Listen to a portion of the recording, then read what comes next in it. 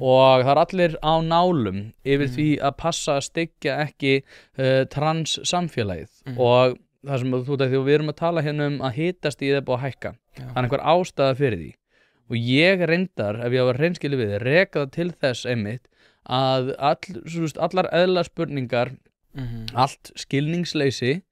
einhvern veginn mætt með slíku offorsi að það algjörlega fyrir séð að þessu verður mætt með öðrum öfgum úr annar átt. Já, mér finnst þetta oft mjög fyndin umræðar að fólk talar einhvern veginn svona að transsamfélag hafa einhvern veginn svona vald til þess bara að gera þetta, við erum 0,5% af samfélaginu. Transfólk hefur ekki þessi raunverulegu völd sem að mér finnst okkur oftar gert, mér finnst ofta einhvern veginn okkur gefið það að við getum bara svona stjórna samfélaginu og ég segi bara eitthvað að þá breytist það, það ekki kannski raunin en auðvitað hefur fólk einhver svona ákveðna upplifun þegar það hefur kannski sagt eitthvað eða gert eitthvað og þessi umræða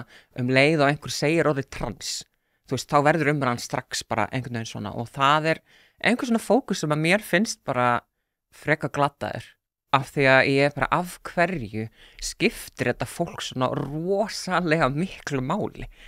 Af hverju fólk alltaf að rífast það að það séu tvö kyn eða þetta sé svona, hverjum ekki raunverulega sama. Þakka þér kærlega fyrir að hlusta á þennan stutta bút. Þú getur nálgast þennan þátt og allt efni hlaðvarpsins Ein pæling á pardus.is/ein pæling.